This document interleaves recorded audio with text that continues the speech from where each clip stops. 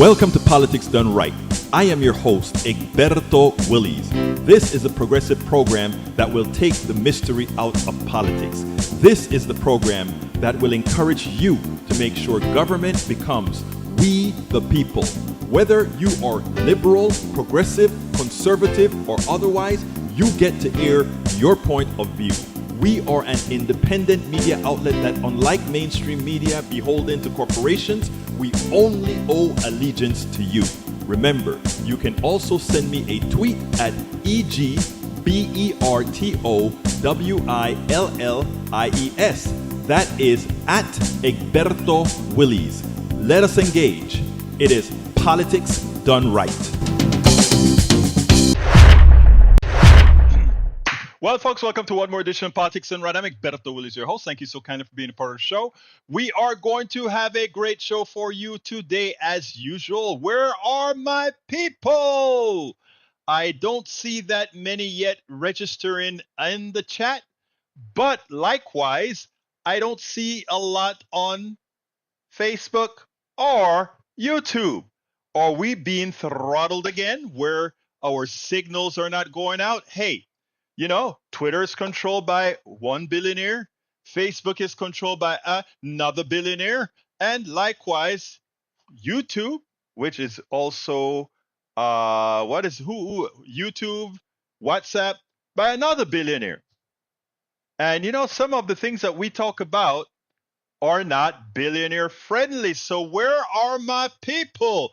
Billionaires, are you starting to throttle us even further? We don't want to be throttled. You know, maybe this is where we start talking about the nationalization of the internet. As soon as the private sector starts throttling, you know, we had a thing. I wrote a piece at Common Dreams. Let me see if I can find that piece as we hope for more people to show up.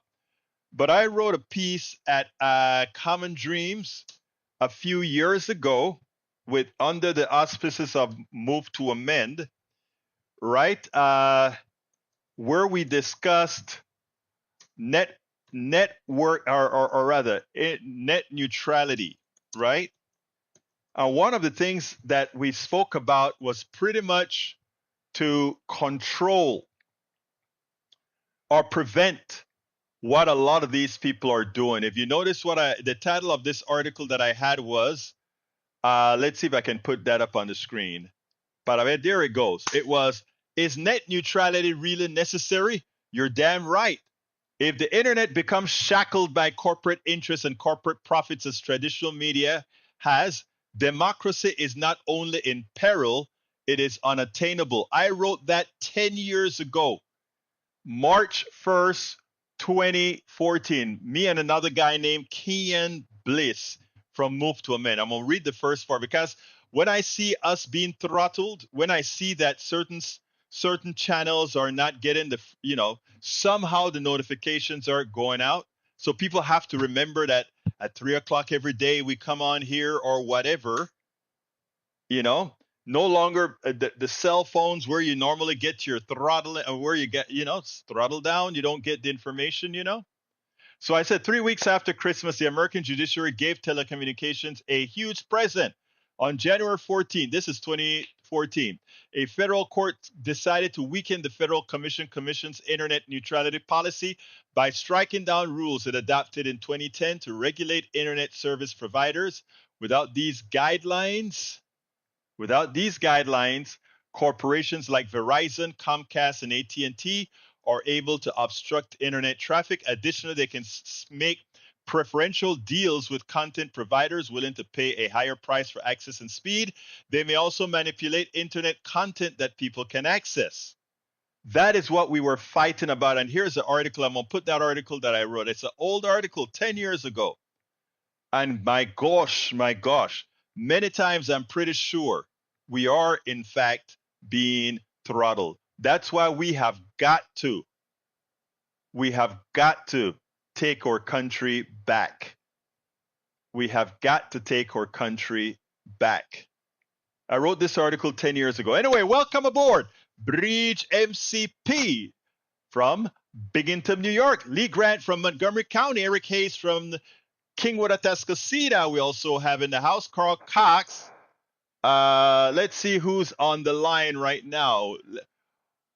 Welcome to Politics Done Right. May I be of assistance to you? You're live on radio right now. Okay. I gather you don't want to speak. Okay. Let's go ahead and close this down. All right, folks. So anyhow. Para ver. Let me continue with my salute. AVQ is in the house from Brooklyn, New York. Welcome, AVQ. And of course, our beautiful Yvette Avery Herod is likewise in the house.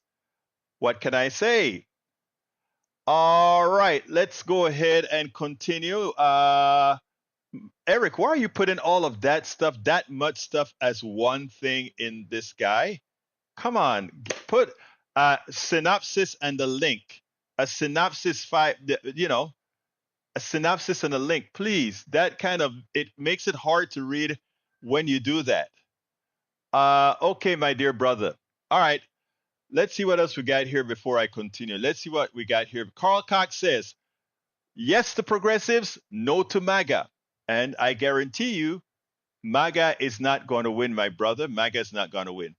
But before I go any further, we are going to start with a story that I did. There are 2 interviews that I did at Netroots that I want to make sure and get in there that I'm going to go ahead and start shortly. Bear with me as I close down a particular link.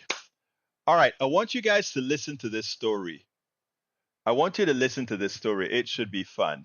Oh, I'm sorry, not fun at all. This is this woman's story who had stage 4 cancer. She's doing fine.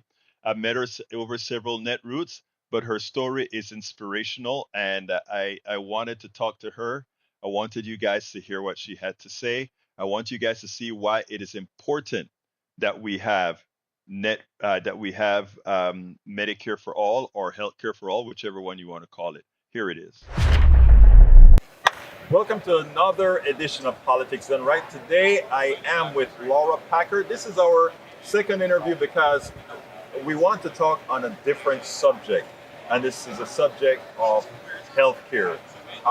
Laura, I was listening into one of your previous interviews, and I heard a personal story about your healthcare situation that I wanted to go through, because I believe that the more people learn about what can happen to us in our healthcare, the more they'll be more empathetic and the more they'll demand more from their politicians. Tell me your story. Sure. Well, in 2017, I was diagnosed with stage 4 cancer, and this was the spring of 2017. So this was while Republicans in Congress under President Trump were trying to repeal the Affordable Care Act, which was keeping me alive. So I was very invested in that fight. I would go get chemotherapy in the morning and then go protest in the afternoon because my life was on the line. So thankfully, they did not succeed in dismantling the Affordable Care Act. And the fingers down, yeah. But it was that close. I mean, It came down to 1 vote in the Senate. And I'm lucky to be in remission today, but I'm going to be a cancer survivor for the rest of my life. And if insurance companies have the opportunity, they would rather not give me health insurance. So if they ever have the choice again to pick and choose who they cover, they would not cover me. And I can't go without health insurance because I don't know what happens next. You know, this is important because I think a lot of people don't understand it, because you just said it. There's this thing called pre-existing condition. You now officially have a serious pre-existing condition. And under a Trump presidency who wants to give control back to insurance companies, what would happen? What does that actually mean? Well, they make more money if they only cover healthy people who have never had anything bad ever happen to them. So that means no car accidents, no strokes, no cancer, no heart disease, no lung disease. So if they have the choice, they will cancel your insurance if anything bad ever happens to you, and they'll never cover you again. Right. So we can't go back to that. I mean, I'm self-employed, and I used to have a junk insurance policy. If I had gotten sick while I had that policy, they would not have covered the care that I needed, and today I would be bankrupt or dead. Actually, I think you would have been bankrupt then dead. I mean, it's sad that the rich country that we live in, we still to date don't have universal health care. What are you trying to do in that regards? Are you working towards working with other organizations to finally get us to, whether you want to call it Medicare for all, healthcare for all, or whatever? Well, I serve as executive director of Health Care Voter. And so we're informing voters about what's at stake and letting people know how your elected officials have voted on your health care. Unfortunately, as you know, we don't have the votes today to expand healthcare. I mean, we don't have the votes today to preserve the healthcare we have. The Right to Contraception Act lost in the Senate last month. So right now, there just aren't the votes to get to healthcare for everybody. But that's why it's so important to pay attention to how your elected officials are voting. And if they don't support your healthcare, you have the chance to do something about it. Absolutely. Most of the people supporting healthcare for all, to put it bluntly, and I don't want to be partisan, but they are Democratic. Most of not all Democrats support healthcare for all, but we know that the progressive Democrats support healthcare for all. It's almost that is the nature of it. Don't you think that because of the pathway Republicans have laid with the type of regressive policies they support, don't you really think that November should really be a landslide for those who support policies for people? I would hope so, but I think a lot of people don't. It's hard to get good news these days. Newspapers have folded, have reduced reporters, reduced quality reporting. TV is kind of a mess. Social media isn't any better necessarily. So, there are news deserts in this country, just like there's grocery deserts, place where there is no good local grocery store. So I think that if everybody voted and everybody was an informed voter, then yes, Americans by and large think that everybody should have health care. Right. But there's a disconnect in the information people are receiving. And I think also, if you don't have good sources of news, you don't necessarily know how your elected officials are voting. And then you may feel like you can't make an informed vote, and maybe you don't vote at all, or you vote how you've done in the past, or what friends and neighbors suggest. So it's important to actually hold people accountable for the votes they make, not just the words that they say. And it's important to get out there and vote. But I wish we lived in a country where everybody voted. You know what is interesting? It always behooved me, but I hear people say all the times when we talk about healthcare for all or universal healthcare, we can't afford it. And then my answer to them is, are you telling me that if we can't afford it, are you saying those people who can afford healthcare get to live and those who can't get to die? Is that what we're saying? And the reality is we definitely can afford it. We just don't. We just allow ourselves to be hoodwinked by those who don't want to pay for it.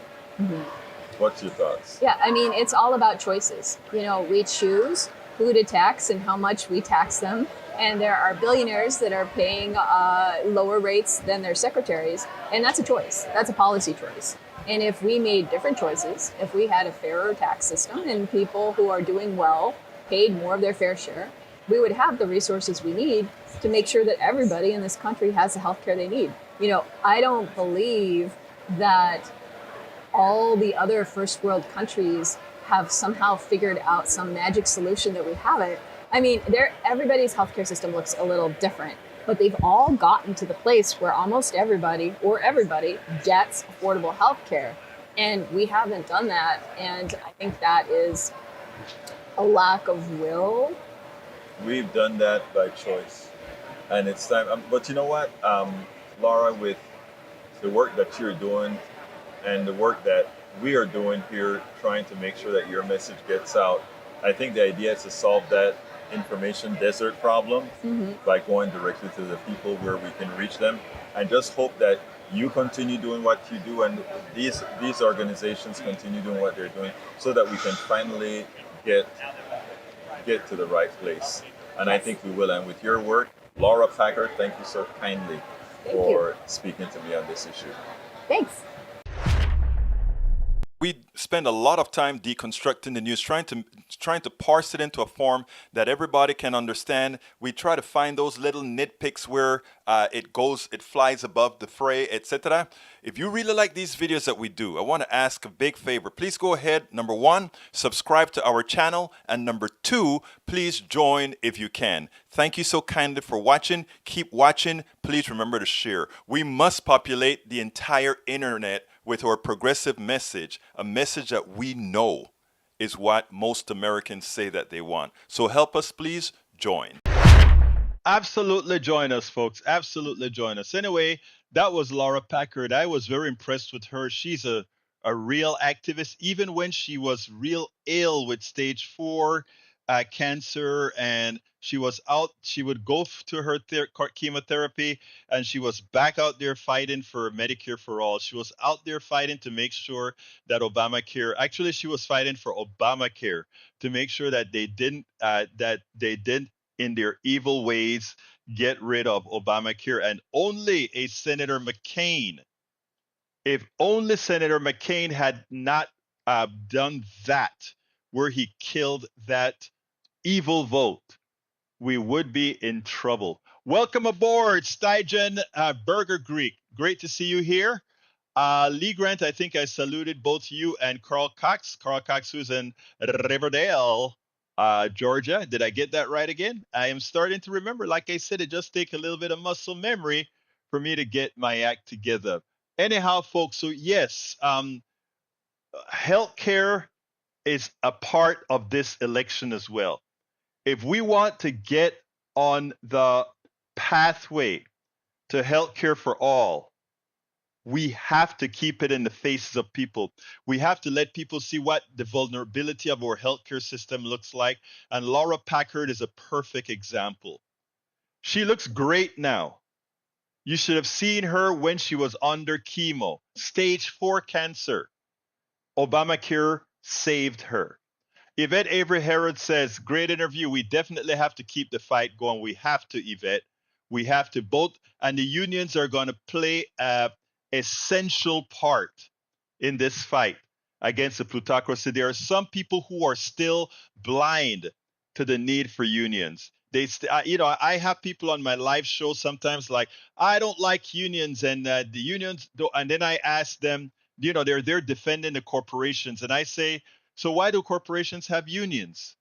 The last person I told that, he said, oh, I guess I got to rethink this, because they don't realize that the Chamber of Commerce is nothing but a union. They don't realize that the Metallurgical Association is nothing but a union. The Coal Manufacturers Association is nothing more than a union. They get together so that their strength together can overpower those of your politicians. And you're going to sit back and say you don't need a union? That is what we call an enslaved mindset. And that is what we have to fight against, an enslaved mindset. And as soon as we liberate our minds, as soon as we start saying to ourselves, we will no longer be enslaved by the Heritage Foundation, we'll no longer be enslaved by the Powell Memo, we'll no longer be enslaved by all these other features, and what can I say? But we have to get there. We have to get there. And when we have powerhouses like Laura Packard, I mean, you should see, she came on with 2 hats at Netroots. One with the big uterus blow up that she had to tell these politicians to get out of women's uteruses. And the other one she had was for Obamacare and healthcare for all, as she has suffered this herself. So, folks, we have got to do better. We have got to keep the pressure on, as Yvette Avery Herod is talking about. We have got to strengthen the union, as Yvette is doing with what she does with her union. But we have got to come together and get all this stuff done. Anyway, folks, we've got another important video. This one is about, I did at Netroots again. This one is also from another journalist. His name is Boenig. I want you to listen to this, and then we'll take it on the other side. Today we are honored to have the one and only Fred Boenig from the Daily Ripple. Anyway, you know we're here at Netroots Nation, and we're here to have some good fun as well as learn, educate, entertain, make sure that people know all that's going on in our body politic, and to make sure that we make a difference. But anyway, Fred, how you doing today, my friend? I'm doing wonderful. It's a great time here. Tell me a little bit about what you do. Well, we have the Daily Ripple. It's a news aggregator. It's called thedailyripple.org. And, we do a lot of work with center-left news sources and things like that. So we don't have any advertising, we don't have any pop-ups, and we don't ask for emails. It's just a news aggregator that you can see news all day long. Oh, well, that's great. Let me see. Are you guys having some audio problems with us? Did I hear low audio? Okay, the audio is low. Maybe I can try to do something about that. Tell me if that makes a difference. Let's go ahead. Is that any better? Audio's still low. Well, I'm trying. I think I turned her all the way up to see if we can get some better audio for you. Okay, it's good now. All right, I guess our audio is good now. Well, they're a moment behind. They're a moment behind. Anyway, folks, we're going to have a great program for you. So tell me a little bit about what you think of our current body politic. Well, I think that we have a president that is doing an amazing job. Right. That we have a lot of people who are wringing their hands, worrying about him. And I'm figuring that every day he goes to work, and he does it every day, and he's been bringing it along. So because you have a bad night at a thing, I don't think debating is important. I think people are more concerned about that, but the truth of the matter is we are in such a stage right now that my opinion is I really don't care who the hell is on top of the Democratic ticket. It could be a D with a goat. I get it. I want to make sure that people go out there, they go out there and vote, because what we're looking at right now are existential problems to the democracy in the United States of America. And that is something that you don't play with at all. Well, we people look at our democracy and they say, well, there's problems. But wait till we don't have one, and boy, they'll really see the problem. Then they'll really see what the problem looks like. Because again, it is true that there is that it is necessary. Oh wait, I'm in Kingwood, Texas, and they're telling me that it's raining. But anyhow, in Texas? Well, the funny thing about it is, I do know the hurricane just came through Texas, all through Houston, and it knocked out Houston. I don't have any power. We're on generator power right now in Houston.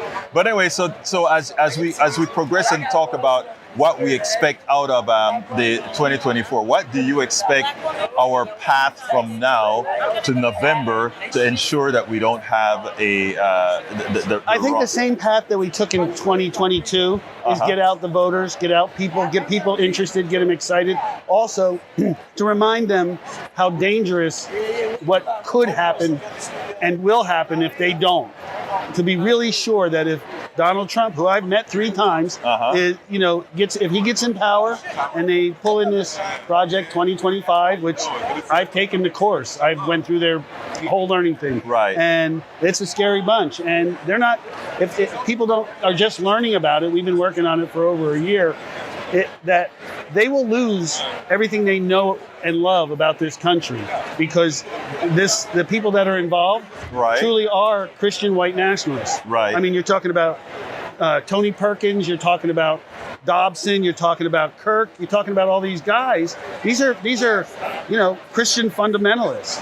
And back in 2012 or 2015, Donald Trump stood in front of the Value Voters Summit, held up his pristine Bible. Right. I have a picture of it because I was standing in front of him, and that his mom gave him when he was 9 years old. And it was, and the people were laughing at him because they were like, he never opened it. Exactly. But the next year, they all switched over. Well, part of that is because of Michael Cohen and Packard having the pictures of the pool boy and the stuff for Jerry Falwell. And when they convinced him that they were going to let it out, he then became a supporter of Donald Trump all of a sudden.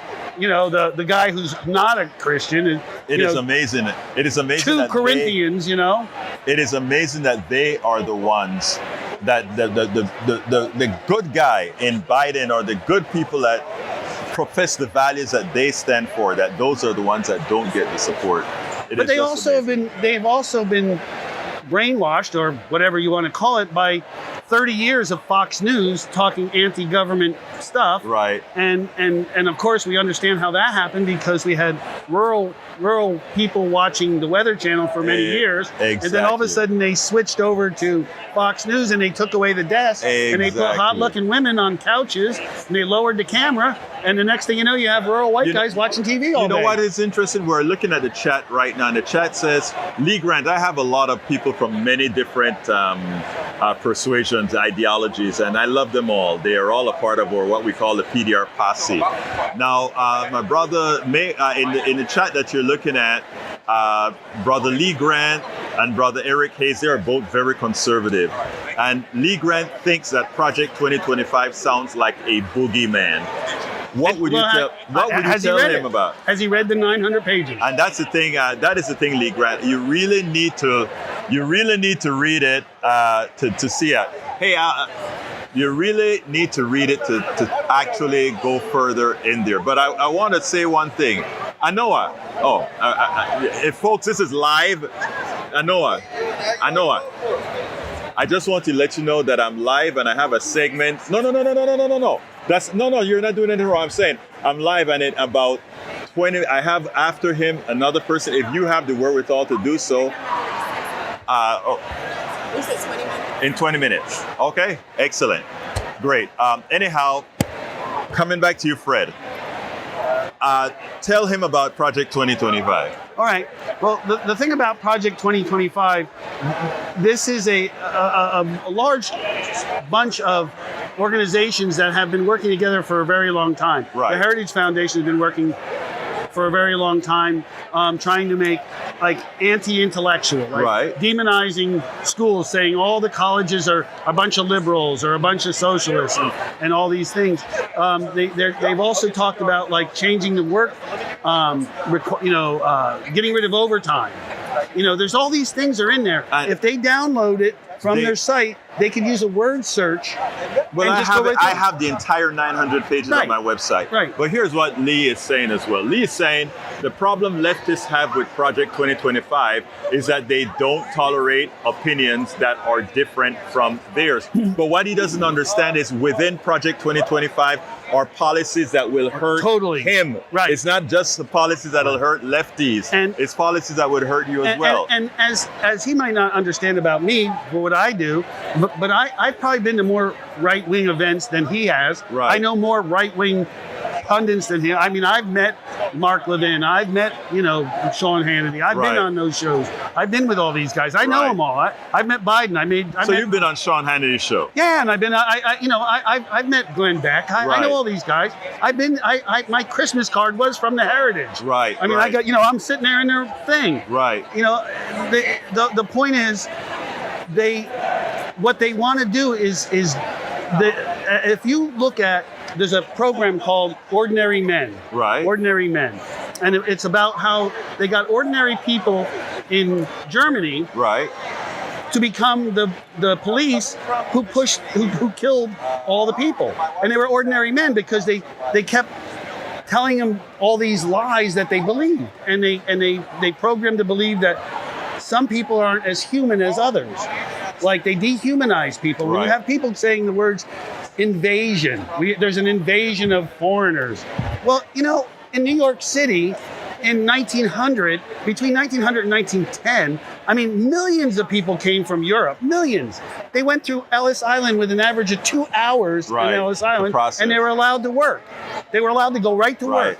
And so this country has had millions of people coming here from the time of Reagan. In 1986, 1.6 million people were apprehended at the border. Right. 1.6 million. In 2000, 1.65 million. This is not new. Donald Trump came in with, there was less than 500,000 people coming at the border. And by 2019, it had gone up to 1 million. I mean, he really doesn't have anything to stand on. But look, Fred, I just wanted you to be on the show. Tell him to read, go through it. And then look at where it makes sense. Well, I don't have to tell him. You just told him. Please do that. Look, I got to go to Mark now and talk to Mark about his book. I just wanted to give you a chance to come on and say hi. After all, you also got my book. It's worth it. How to Talk to Your Right-Wing Relative Friends. Yes, I will. When you write your book, what do you write? Where is it? It's called Keeping Time by the River. I said you got my email. Did you get my card? Yeah. Send me the card so that I can actually add it to my Kindle. Okay. Okay? Thanks, boss. My pleasure, man. Take care. All right, folks. I have several more interviews. I'm not doing any more of those today. I have something more that we got to cover. Now, here's the deal.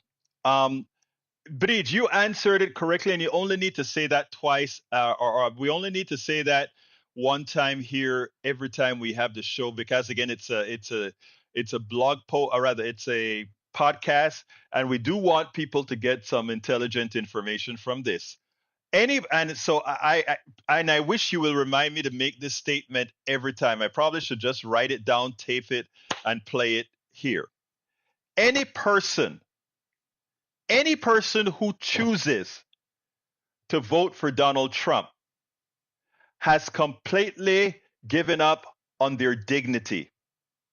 Any person who votes for Donald Trump is either, and I'm saying this with a lot of respect.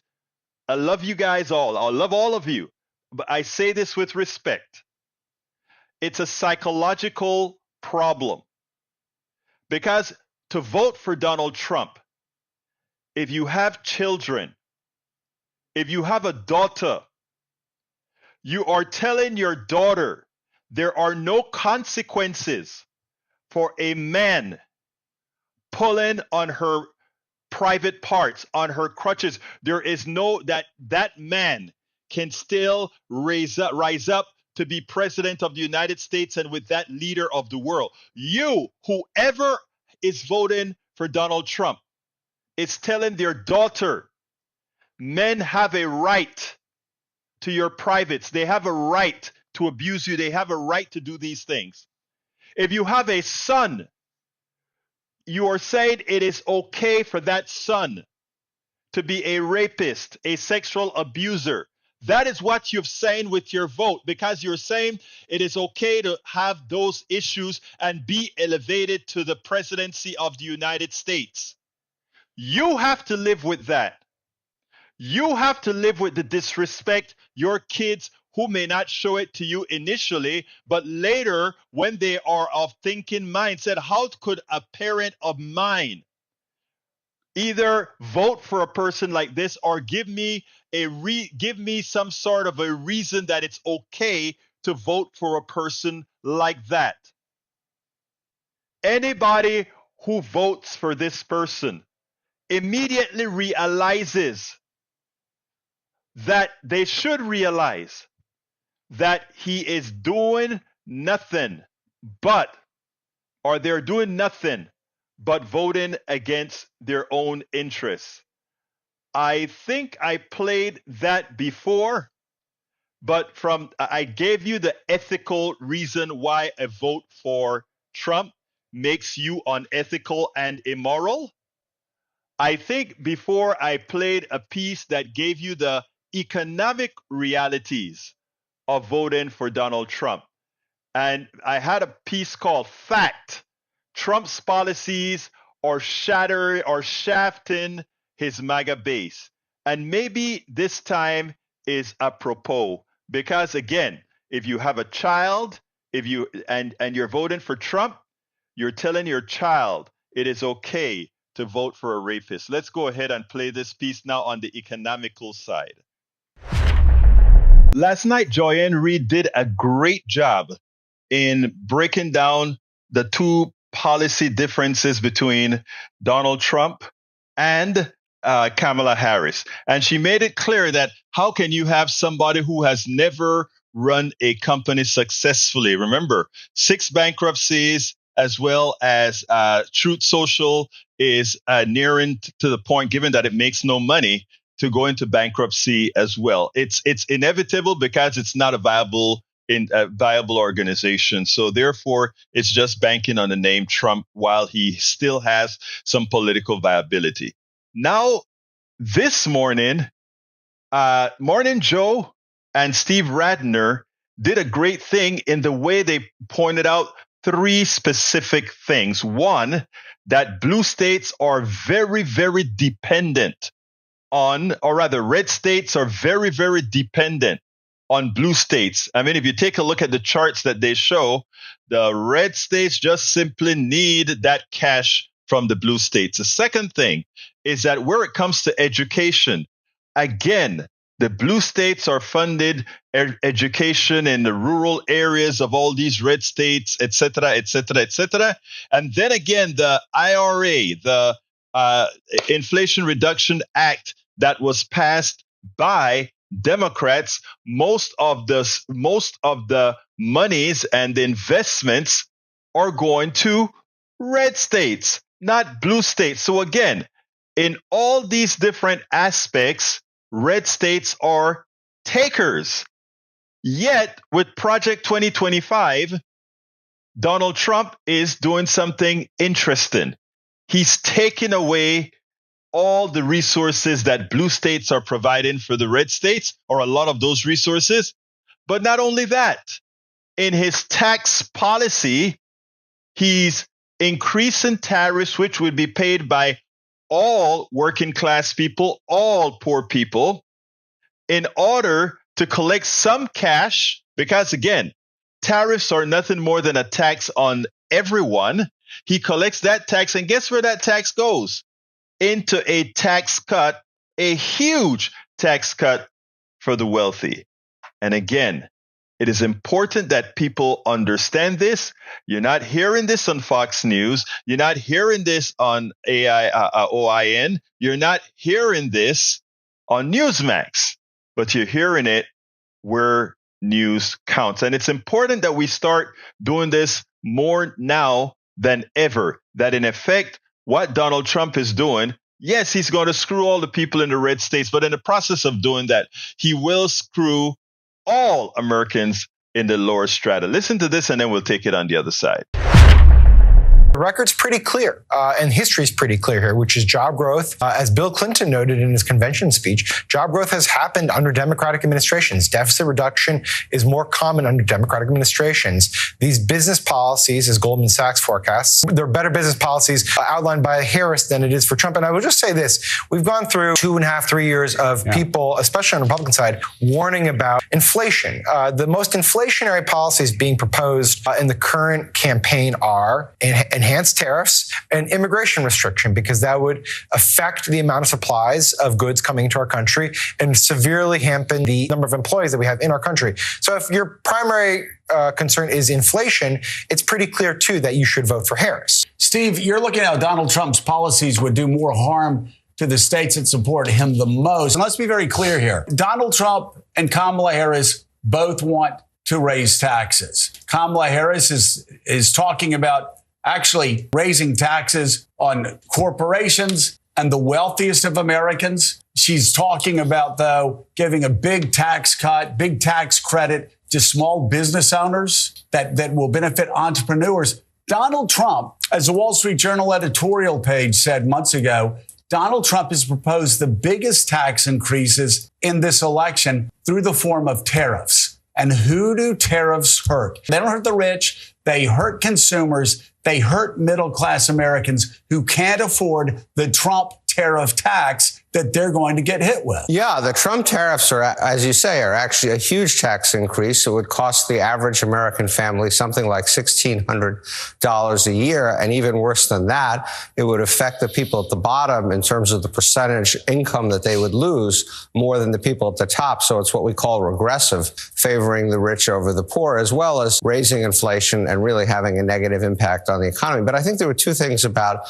Harris's announcement yesterday that are worth pointing out. The first is that unlike Trump, who seems to make policy kind of on the fly, wherever he is, IVF, we're going to pay for it, we may not pay for it, whatever, she's actually starting to come out with very detailed plans on housing, on taxes, on small business, and so forth. And so she's running a campaign with policy, unlike the former president, except for these off-the-cuff kinds of things. And secondly, her proposal would increase taxes on the wealthy, unlike Trump's, which would decrease taxes on the wealthy.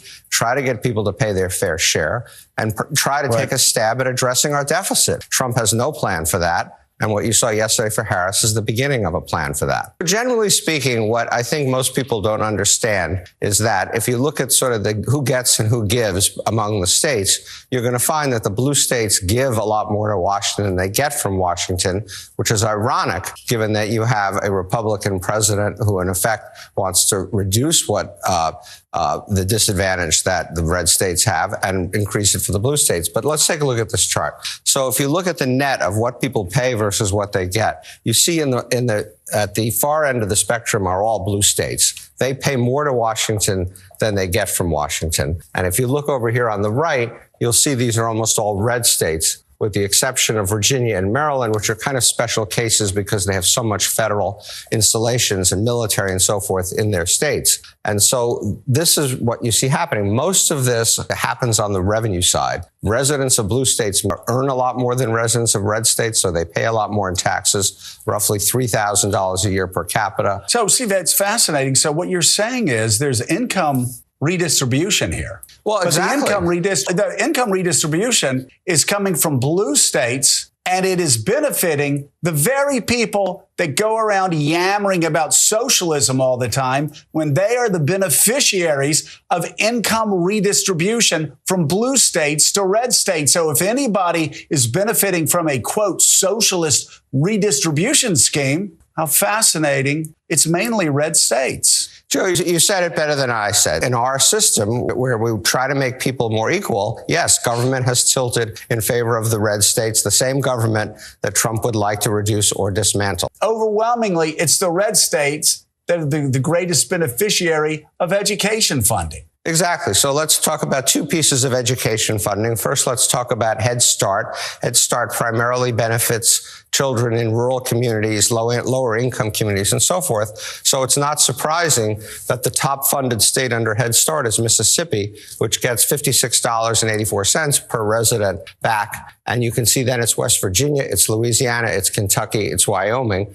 Red state average, $22.42. Top blue state, Michigan, $25.77, is actually below the fifth red state, Wyoming. And the average is down here at $17.22. But what's important to know about this is a program that Project 2025 would kill. So the Republicans that are in effect proposing a policy that would actually hurt their constituents a good bit more than it would hurt the constituents of blue states. Another similar example of that is teachers. A lot of teachers' jobs in lower income areas are funded by what's called Title I. You can see here the largest percentage of teachers supported by Title I is Louisiana at 12%.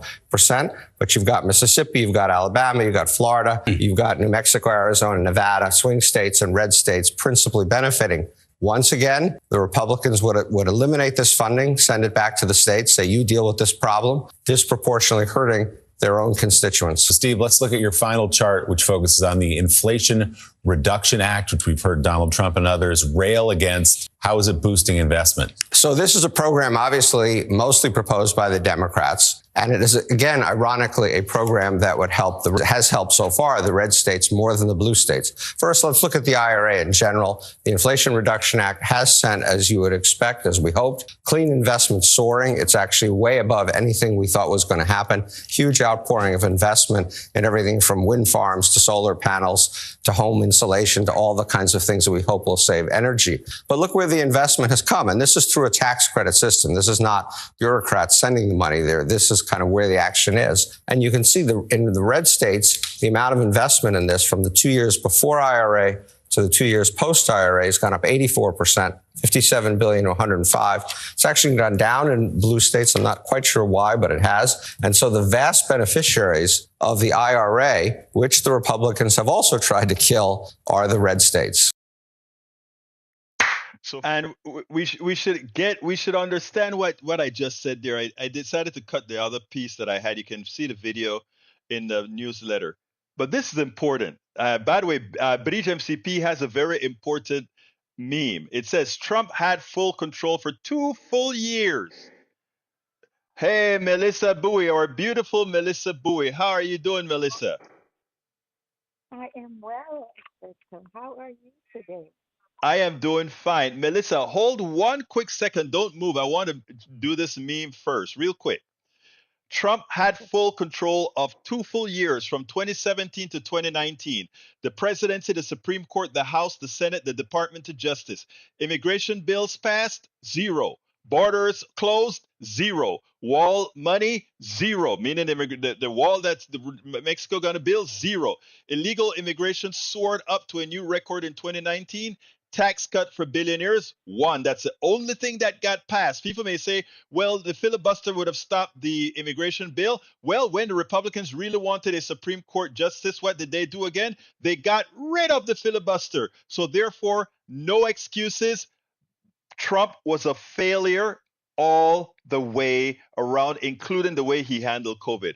My sister, Melissa Bowie, talk to me. On top of all of that, hello, Houston. How you doing?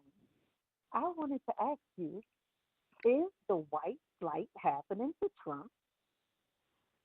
Yeah, let me tell you. The white Let me, flight is happening to good yes, old DJ Trump. What in the world? Did you let me Mr. tell Cheney did? Melissa, they said they can't hear you very well. Can you hear? What is it? Is it you can't hear her, or is it pretty soft? Because it's a little bit, she's Oh, a little bit lower. Can you get a little okay. closer to? Yeah, Hold on. right. Can you hear me now? Okay, go ahead, Can you hear Melissa. me? Yes, I can hear you. I said hello, Houston. So I wanted to ask you, on top of all of that, what the video just displayed about uh, the under Trump's policies, I wanted to ask you, did the white flight just happen to Trump? Yeah, Are I they mean, sailing on the yeah, it is. It is happening. I'm going to try to increase her volume. I don't. I'm going to try my best to increase her volume. I don't know how to do it, to be honest with you guys. Yeah, I don't know. I don't know what's happening. I guess that's what happened when I got on the when I was on the Zoom call. I am not But sure if it's your fault or not. I am not sure. I could be. It could be me. But just kind of speak yeah, loudly for me, my sister. I I just wanted to know, did the white flight happen? What do you think? What do you think? What do Let you me think tell is you. happening to Trump? What's going to happen? It hasn't yet happened yet, right? But all the white women are starting to vacate Trump altogether, and white women are the key to this election. Okay, and Good night. yes, and what is going to happen is white women are going to abandon Donald Trump with a passion. The only problem that we're going to have is with white conservative men. White conservative Right, men, for but some but reason, I Cheney, don't get it. well, yeah, Cheney just, she just jumped ship, and I think that was the sign. You know how that when one do it, that's they signaling. Right. Oh, my man, DJ Trump got the white flag happening. Is it because we went over to the other side? Yeah, well, there are a lot of reasons. There are a lot of reasons why also, right? I mean, again, you start to mess with the woman's you know what. Melissa, I don't need to say it, but you know what. Yeah, Uh, then yeah. then that is what's going to happen. But True, Melissa, great hearing true. from you. Thank Anything you, else you want to thank say you, love. before I jump to the other one? That was it. That was it. I just wanted to get Eric going. Okay. All right, you take care, my sister. You have a great one. But anyway, I want to address something else that's out there because number one, let's be clear here. There's no magic happening with numbers here. A tariff is a tax. The people who pay the tariff is you and me. Because if we have most of our imports come in from China, and we're still buying those things because our those thugs, the corporate thugs, have sent all our manufacturing overseas, and we're not manufacturing it here. Then that is inflation. Donald Trump was partially responsible for the inflation before he left because of the tariffs he put on that came into existence. It's the statement of fact. Bruce says, quick, hi from Milwaukee, where every vote counts. Bruce, are you doing in Milwaukee? Great to have you out there, my brother. Great to hear. Great to see you. You should call in sometime. Let's continue other thing because these guys there are certain items in the chat that isn't just mere, what should I say, lack of information. It is a lack of intelligence. It's actually just where these guys get their message from. So let me just tell you that immigration is not a problem of the Biden administration. A problem of the Trump administration is a problem of American policy, period. But again, you have to be able to think critical thinking, which is something anathema to the Republican Party, to get that. And I'm not talking about my Republican friends. I'm talking about those who are informing my Republican friends. All right, let's see what else we got here. As I mentioned before, I have another video, but I don't have the time to play it. So I have to go ahead and I'll simply be answering these things in the chat. Let me see here. There's one that I wanted to tackle. Harris proposed the largest middle class tax increase. That's a verifiable lie. That was again, and another verifiable lie is that Trump's tax expiration will adversely affect the working class. It will not. Another thing that we need to cover is Eric Hayes. Go take a look at your 401k in 2020 and go take a look at it now. Look at the comparison of your 401k. I know you're a money guy, so you should be able to see which party was better for you. Look at the first 3 years of Trump and look at what your 401k looks like right now. I don't even have to ask. If you have it just in a regular fund, it has exploded again. And that is because Democrats are much better for the economy, for the capitalist economy, than is any Republican possibly. So it's very, very different, right? Very, very different. If you have a 401k and your 2020 looks like 2024, that's not on Biden or Trump. That's on you. You had to be foolish not to make money between 2020 and 2024. No person. You could just let your money ride in what you call that fund. You could just let your money ride in that fund, and you'll be way ahead. Okay, folks. Trump wants to control our economy. Why would we accept the guy who bankrupted himself 6 times and that Truth Social is going to go bankrupt as well? And that's going to control our economy? Come on, man. Let's get real. All right, folks. Let's see where we're at. We only have 4 minutes left, and my video is 6 minutes. So I can't go to that last video. So I guess I'll use the last 4 minutes to go ahead and pitch for you supporting the program. So here's what I want to ask all of you right now. Those of you who have the wherewithal, let's see. Everett said, yes, Egberto was celebrating his anniversary. Yes, I was. 37 years, man. Damn, I feel like I'm getting old, But you know what? It's all about how young you are up here and how much exercise you do. And that's what I do. I make sure and exercise every day, even as I get a little bit of sleep. I do exercise every day. Well, 5 days a week. But anyhow. Let's see what else we got. Folks, I'd like to ask you kindly, if you have the wherewithal to support Politics Done Right, and there are many ways in which you can support Politics Done Right. Okay? The way to do it is to go to politicsdoneright.com/newsletter and become a paid subscriber to our newsletter. Becoming a paid subscriber to our newsletter gives you options to become what again? Let me go ahead and get to that screen if I can. Oh, come on, Egberto. You can get there before the program ends and put it onto the screen. This is what the website for my newsletter looks like. But everybody who becomes a paid subscriber of the newsletter gets to read all of my books free of charge on Substack. And how does that look? You click on books, and guess what? My book, as I see it, Class Warfare, the Only Resort to Right-Wing Doom, You get to read it online, and here are all the chapters of the book that you can go ahead and read online. You can read my other book called How to Make America Utopia.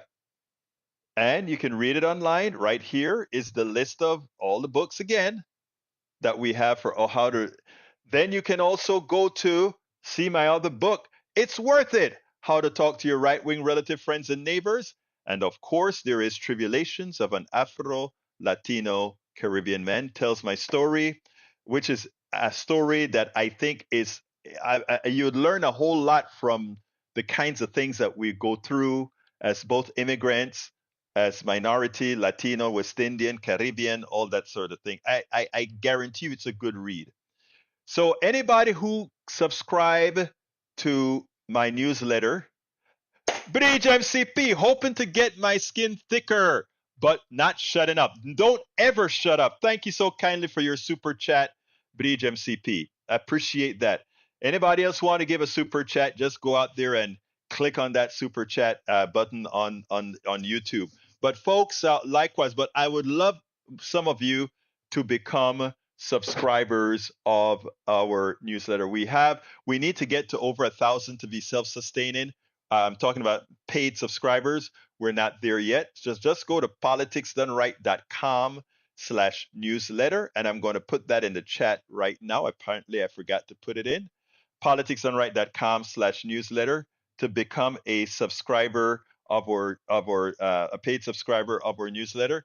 Of course, there are many other ways to support us that you can find at politicsdoneright.com/support, politicsdoneright.com/support. But again, we'd love to get more subscribers to the newsletter, politicsdoneright.com/newsletter. Got to get out of here.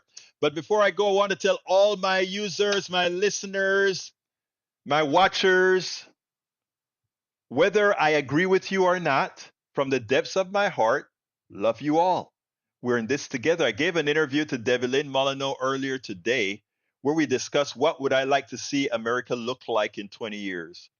And it's an America where we don't agree with each other, but we can all get along honestly. I try to do that within our own domain here, where we can have from the likes of Mike Cisak, Lee Grant, Mike Hayes, as well as Bridge MCP, Yvette Herod, all of us from different persuasions, identities, and can coexist in the same room without killing each other. Whenever we have our PDR posse here in Houston, where everybody fly in, I'm going to have, Lou wants to arrange something like that, where we have the PDR posse meetup, where we have a organized program. Haven't figured out costs and all of that yet. Where we can get together and show that we can exist together and fight each other, not like this, but you know what I'm talking about, and change minds. That's what it's all about. Got to get out of here. My name is Egberto Willies. This is Politics Done Right, and you guys know how I end this baby, right? I am what? Out.